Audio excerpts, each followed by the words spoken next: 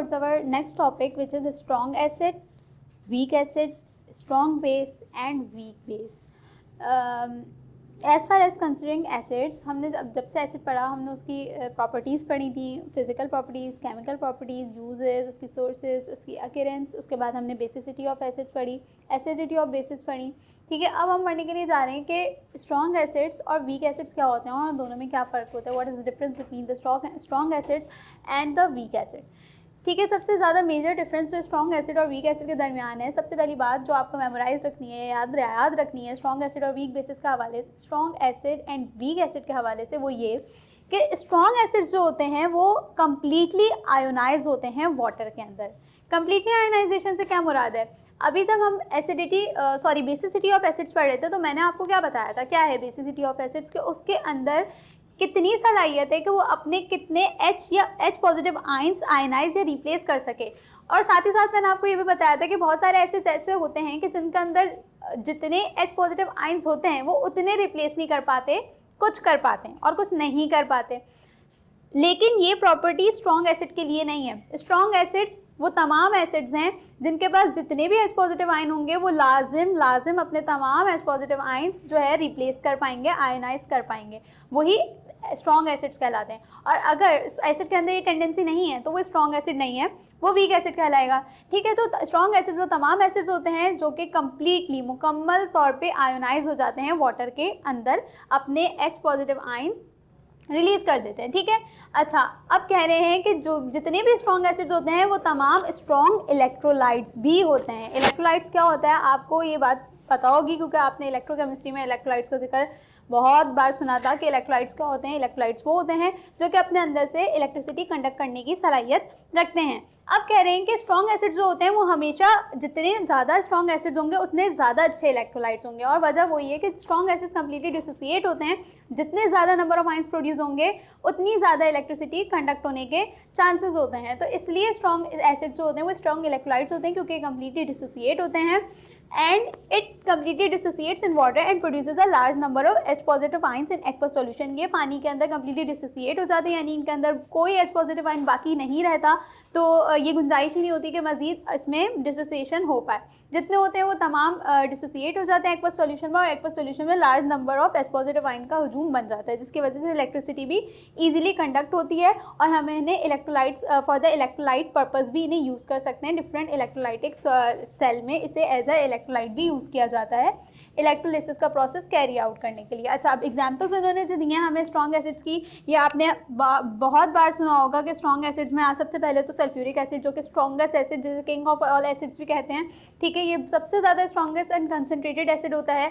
Labs वगैरह में भी इसको बहुत एहतियात से यूज़ किया जाता है क्योंकि अगर ये कहीं पे भी गिर जाए तो ये बर्न कॉज कर देता है। ठीक है, इसके अलावा नाइट्रिक एसिड है एंड HCl हाइड्रोक्लोरिक एसिड है। These are the strong acids, और स्ट्रॉन्ग एसिड के जो इंपॉर्टेंट फीचर्स थे वो हमने डिस्कस कर लिए। Now what are weak acids? Weak acids are just vice versa of the strong acids, यानी कि जो स्ट्रॉन्ग एसिड्स होते हैं बिल्कुल उनका उलट आपके पास जो होते हैं वो वीक एसिड्स होते हैं। होते क्या है, पढ़ लेते हैं।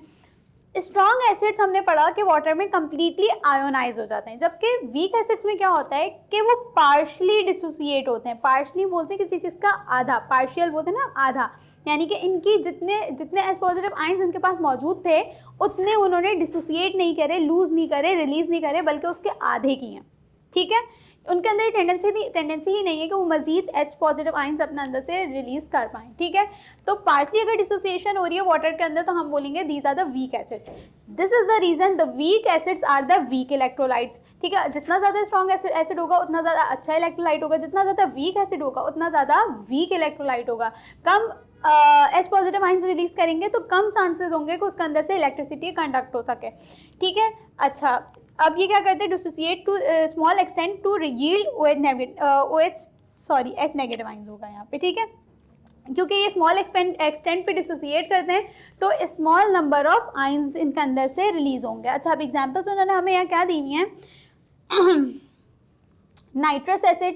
ठीक है। अच्छा, don't mix with the nitric acid with the nitrous acid. Nitric acid का फॉर्मूला होता है HNO3, नाइट्रस एसिड का फॉर्मूला होता है HNO2। ठीक है, तो ये MCQ पॉइंट ऑफ व्यू से आपके लिए इंपॉर्टेंट हो सकता है।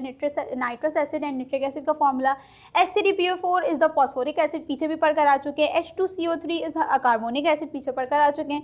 ठीक है, HF है हमारे पास, CH3COOH जो है वो हमारे पास एसिटिक एसिड है, इसको भी पीछे पढ़कर आप आ चुके हैं। एंड HCOOH जो है हमारे पास फॉर्मिक एसिड है। ठीक है, ये तमाम एसिड जो है वीक एसिड्स है जो कि पार्शली डिसोसिएट होते हैं वाटर के अंदर। Now moving towards the strong base and the weak base. What are strong base and what are the weak base?